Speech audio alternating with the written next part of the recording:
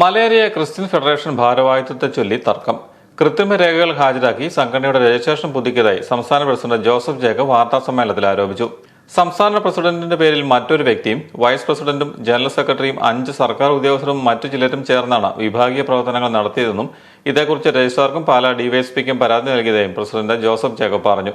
കഴിഞ്ഞ കോവിഡ് കാലത്ത് ഈ രജിസ്ട്രേഷൻ പുതുക്കലുമായി ബന്ധപ്പെട്ട് നടത്താൻ പറ്റാത്ത ഒരു സാഹചര്യം ഉണ്ടായപ്പോൾ ഇതിലെ വിഭാഗീയ പ്രവർത്തകരായ കുറച്ച് ആളുകൾ ചേർന്നുകൊണ്ട് താൽക്കാലിക രജിസ്ട്രേഷൻ നമ്മുടെ രജിസ്ട്രേഷൻ വകുപ്പിൽ നിന്ന് വാങ്ങിയുണ്ടായി.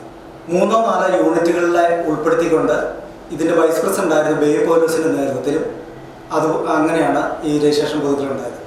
ഇതിലേറ്റവും കൃത്രിമമായി അവർ വ്യാജരേഖ ഉണ്ടാക്കിയത്, രജിസ്ട്രാറേയും സർക്കാരിനെയും വഞ്ചിച്ചത് പ്രസിഡന്റായ എൻ്റെ വ്യാജ ഒപ്പിട്ടുകൊണ്ടാണ്, കളിപ്പിച്ചുകൊണ്ടാണ് ഇവർ ഈ രജിസ്ട്രേഷൻ വാങ്ങിയിരിക്കുന്നത്. തീർച്ചയായും ഇത് കുറ്റകരമാണ്. പാലാ ഡിവൈഎസ്പി ഓഫീസിൽ പരാതി നൽകിയിട്ടുണ്ട്. അതുപോലെ തന്നെ രജിസ്ട്രാറേയും രേഖാമൂലം അറിയിച്ചിട്ടുണ്ട്. ഇവർ കാണിക്കുന്ന ഈ കൃത്രിമം കൊണ്ട് മലയാളി സമുദായത്തിന് അപമാനം ഉണ്ടായിരിക്കുകയാണ്. അതുപോലെ തന്നെ സർക്കാരിനെ വഞ്ചിച്ചിരിക്കുകയാണ്. Kurian Mathew, MC Jacob, Marykutty Thomas, Abraham EA, George Kutty KJ എന്നിവർ വാർത്താസമ്മേളനത്തിൽ പങ്കെടുത്തു.